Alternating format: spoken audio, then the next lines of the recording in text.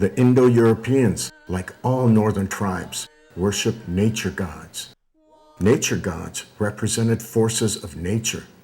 The first Indo-European god to represent a set of principles was Mithra.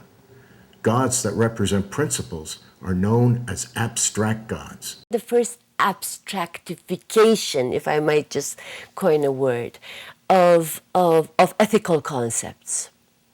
And this becomes the god Mithra. And the way he functions in this ancient society that we're trying to imagine, if you will, is that he functions as the authority in keeping order. The order kept by nature gods was the natural order. The order kept by Mithra was the social order. What we begin to have is less nature divinities than divinities who are oriented toward human functions, toward societal functions. So we begin to have divinities like the one who in Iran is called Mithra, who is not so much naturalistic but has a human function, humanly oriented, socially oriented function. But Mithra also had some naturalistic functions. Mithra worshippers, just like nature worshippers, believed in the two worlds, the physical world and the spiritual world. The ancient Iranian holy book, known as the Avesta, refers to the physical world as the Gaithya and the spiritual world as the Mainywa. You have things which are Manyawa and things which are Gaithya. Gaithya are material things, the things of this world, tangible things, okay? As a matter of fact, the word Jahan, world, comes from this word. Then you have the intangible realm, things that can only be imagined. That's the Manyawa. All the principles that Mithra represented had one objective in common: to bring social order to the physical world. We have identified 4 pillars of Mithra that must be in place to uphold social order. The first is justice.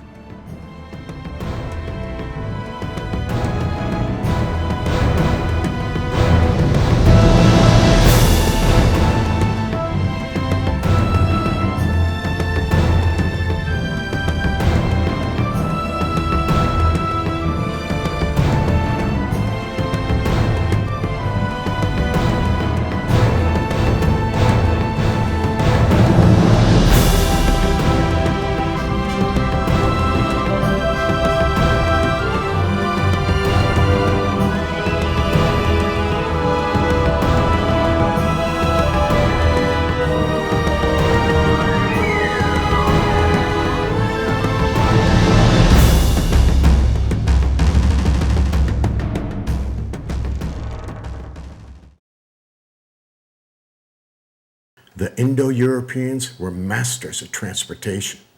After inventing horseback riding, they invented the wagon around 3300 BCE.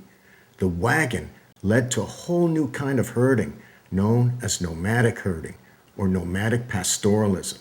Pastoralism after wheeled vehicles absolutely revolutionized the economies of the steppes and made possible this mobile nomadic form of pastoralism that is going out way into the middle of the grasslands, spreading your herds out over huge areas of pasture. There's really no limit on how large a herd you could have. Nomadic herding lasted for 1,300 years. The first Indo-Europeans to settle down into permanent settlements after nomadic herding was the Srubnaya culture.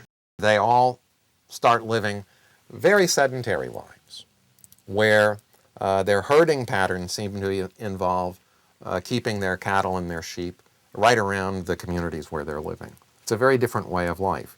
It was at the settled community of Srubnaya where Indo-Europeans would have first realized the need for law and order. The only law before Srubnaya was a contract between humans and the nature gods. There's an essential assumption in Indo-European religion that there is a contract between the gods and humans. If I give you this, if I give you sacrificed animals, and I sing the hymns of praise, in the right way, using the right words, the words that you like to hear, then you are supposed to give me, in exchange, there's their contract here, fat cattle, swift horses, and male children. And that's a deal. But after Srubnaya, law became a contract between humans and society. This may have been the birth of secular law. And who better to enforce this social contract than the god of contracts, Mithra? Mithra officially became the god of justice when he was appointed judge of the Milky Way. The Milky Way is a cluster of stars so thick that it lights up the midnight sky milky white. Every nature worshiper believed the Milky Way was the passageway from the physical world to the spiritual world. This passageway to the afterlife is described differently in different cultures. In Indic culture, the Milky Way is described as the Ganges River. The Milky Way was believed all through, everywhere, in all traditions of the earth, apparently, because it was this wonderful path, the strewn with jewels path across the sky, the path of the souls. The souls after death walked up to heaven. That's the river of the souls, right? It's the Ganga in the sky. The most original nature worshippers that still exist today are the North American Indians. The Crow Indians of Montana know the Milky Way as a road called the Ghost Road. And at the end of the Ghost Road sits a judge called the Owl Woman. They call it the Ghost Road on the Milky Way. And then that's when he meets the Owl Woman. And then she'll judge you for what you did. If you did good, he'll put you on happy hunting grounds. If not, he'll throw you off the cliff and send you down here. The Crow Indians had inherited this myth from their ancestors who once lived on the steppes of Eurasia around 8,000 BCE before crossing into North America. In other words, the myth of the Milky Way is over 10,000 years old. To ancient Iranians, the Milky Way was not a river nor a road. It was a bridge called Shinvat. The bridge is called Chinvat, and this is a sort of bridge of judgment. And the judge at the end of the bridge was Mithra. It's Mithra that sits at the bridge, right? Through and is a judge of whether or not you have been, being good. You have been part of the Ashavan, right, and the followers of Asha or not. Asha or Arta had three different meanings. Arta meant order as well as rightness, but Arta also meant truth. That's because everything right begins with truth. Truth leads to social order, and anything that leads to social order was considered right. The words that we find for what I call rightness and wrongness in ancient Iranian are Asha, which is really represents Arta. Arta is closer to what the original word was. And Druj or Druj, doesn't matter how you pronounce that one, which means wrongness. In the same way that everything good begins with truth, everything bad begins with a single lie. A lie leads to disorder, and anything that leads to disorder was considered wrong. That's why wrongness, disorder, and lie also share the same word, Druj. Now there's this word Druj. It is true that from that root you also get the word for lie, in Persian, doru. But it's not lying. It's that which makes things go wrong. It leads to chaos. Those who advanced chaos in the physical world were punished by Mithra in the spiritual world. This was Mithra's justice. Mithra's justice was based entirely on truth. The search for truth begins halfway across the bridge with the Iranian goddess Diana. Halfway across, you'll be met by a sort of spiritual reflection of your own inner self, your own virtue, which in ancient Iranian is called dayina, a word which becomes the word din, which means religion. With its own inner self revealed, the soul continues along the bridge. A person who's been truthful, a person who has upheld order and rightness, is going to find that the bridge expands to be very wide so that it's very easy to pass.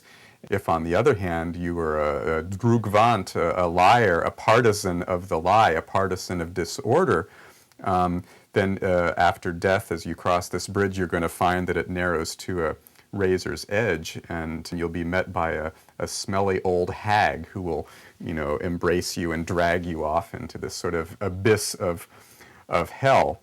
But even for those who make it to the end of the bridge, the search for truth was not over. Those who make it to the end of the bridge now find themselves questioned by Mithra himself. As the soul answers Mithra's questions, two dogs look on as if they could smell the fear in a liar. These dogs are referred to in the ancient Iranian holy book, the Avesta, as the two guard dogs of the bridge. But in reality, they are the two dog stars at the end of the Milky Way, known as Procyon and Sirius.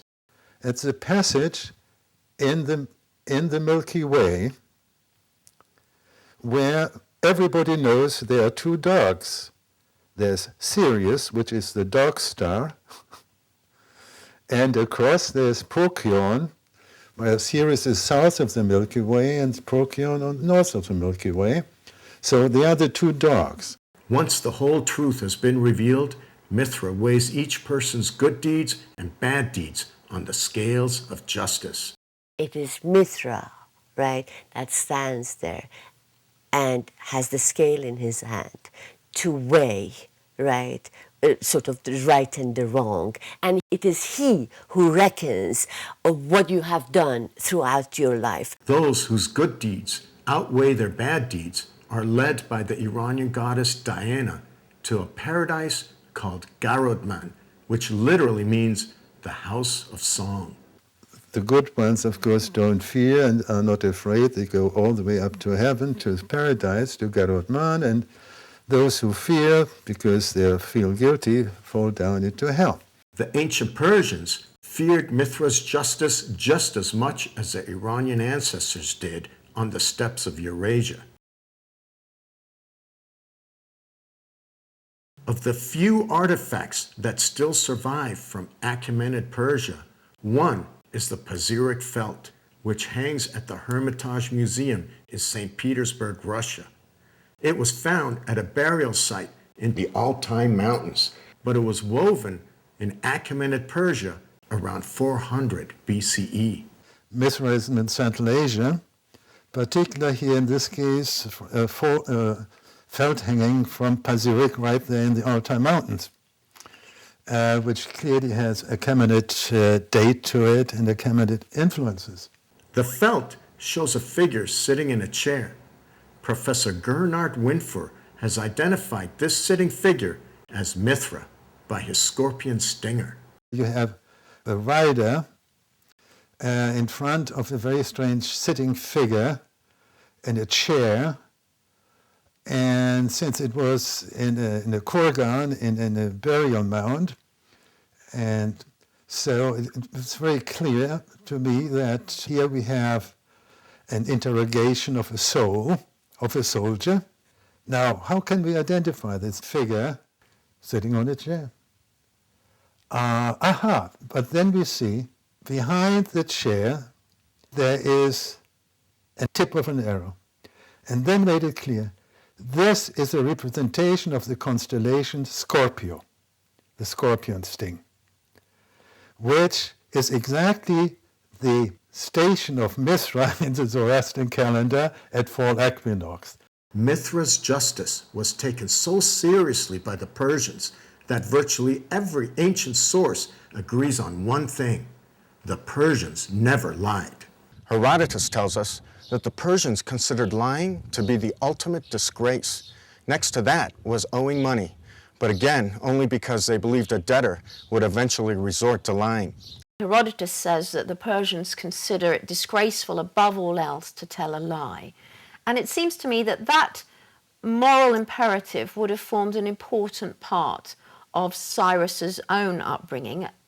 And we can see that when he makes his promises in the Cyrus cylinder and in the declaration that's repeated in the book of Ezra in the Bible, that these are not just empty promises, but that Cyrus fulfills his word. Justice in Iran today is no longer based on truth. It's based on religion. Islamic law, known as Sharia, not only doesn't prohibit lying, it considers lying a virtue, known as Taqiyyah. Herodotus says that the two characteristics that define Persians is their love of wine and their hatred for lying.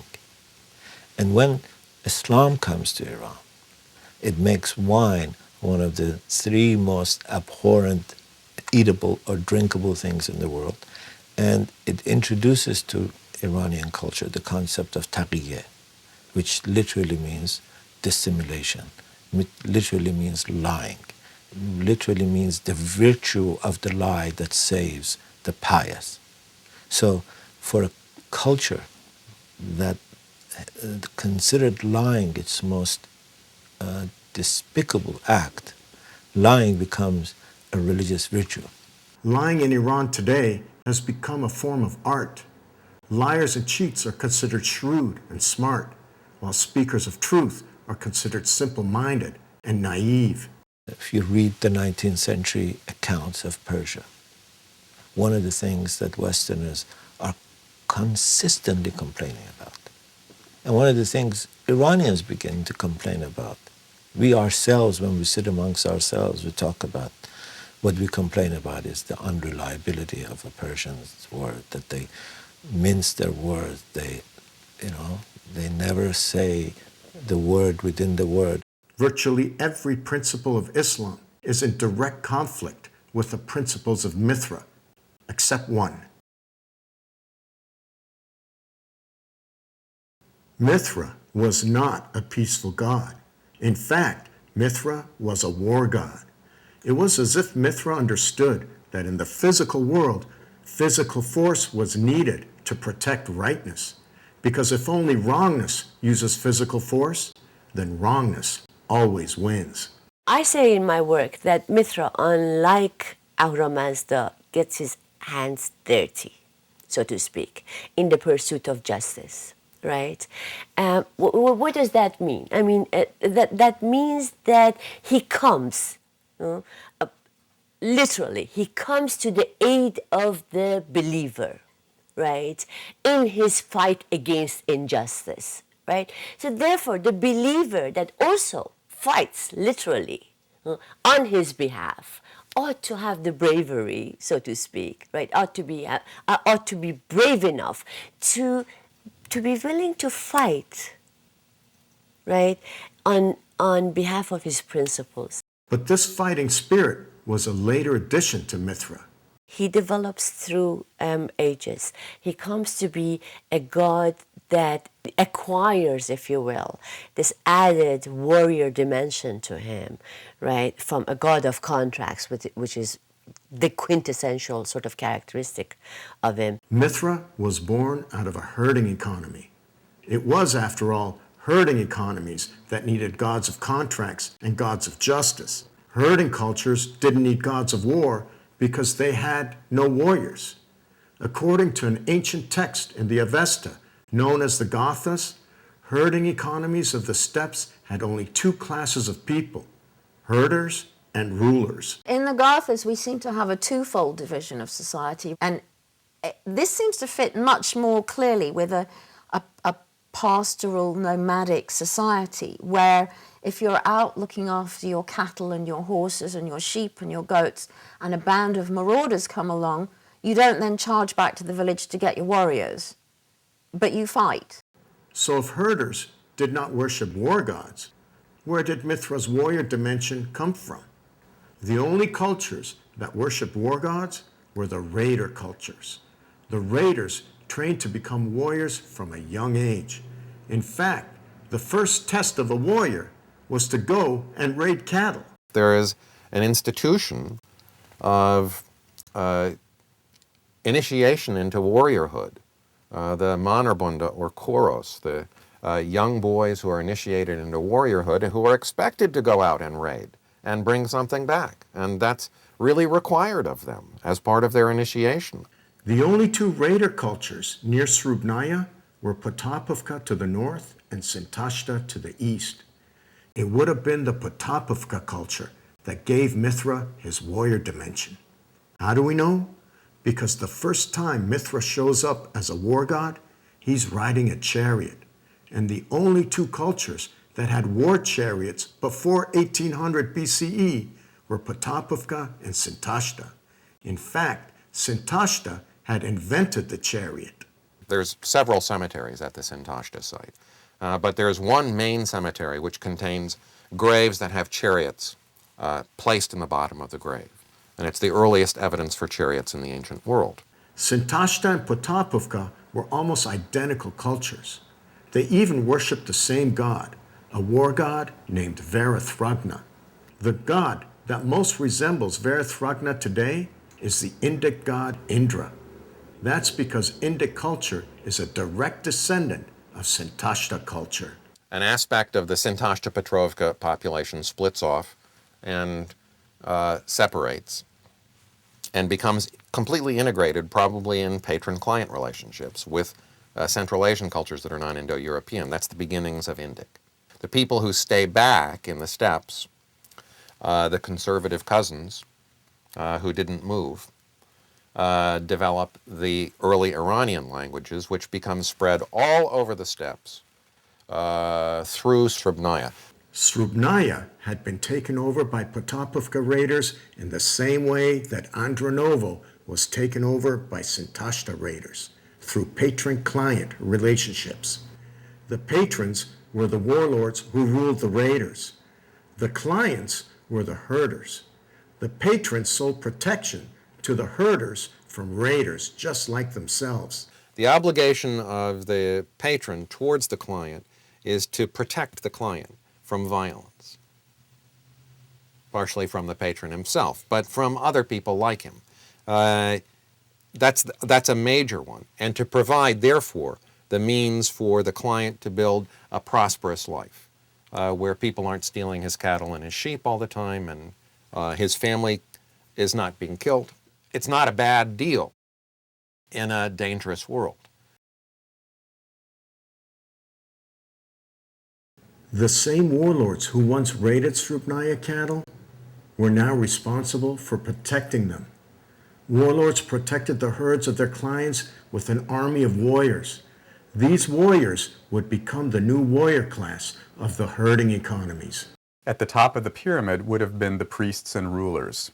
The next larger group in society was the warrior class, and they were the ones who were responsible for ensuring the prosperity and livelihood. And then the third and largest group would be what we might call producers, people who were involved in agricultural or animal husbandry, things like that, who were the largest proportion of society but had the lowest status. Mithra had done the impossible.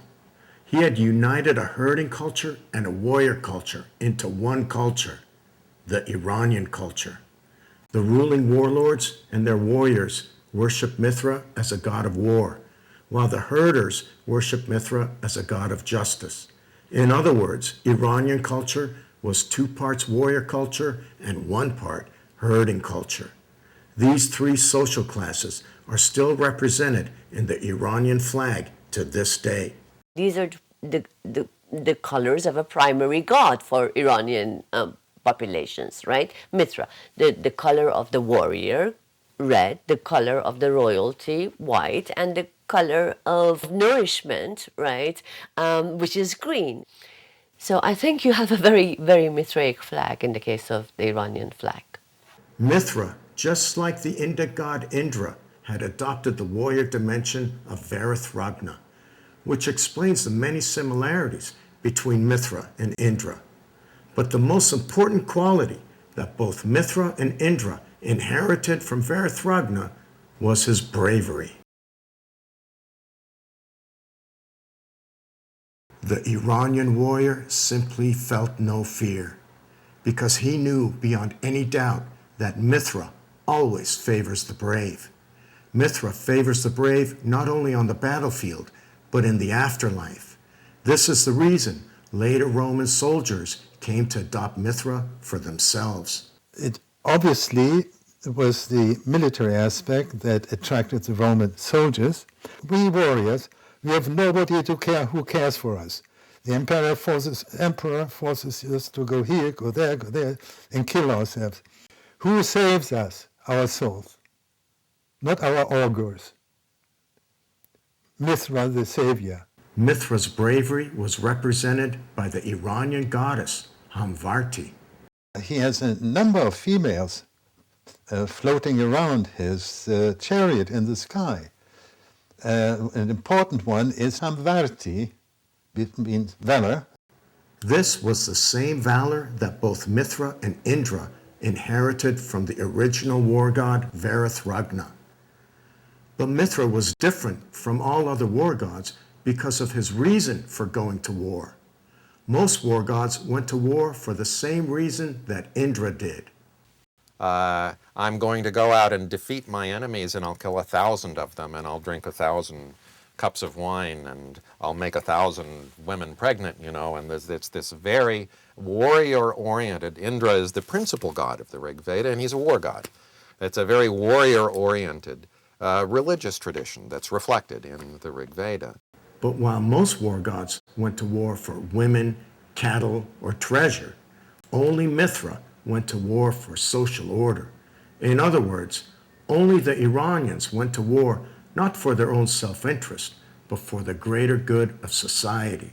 You're not talking about an individual. You're talking about an individual in a context, in a social context. And I think that is very, very important about Mithra. Cyrus and his Achaemenid Persians went to war against the powerful Babylonian Empire and brought order to chaos.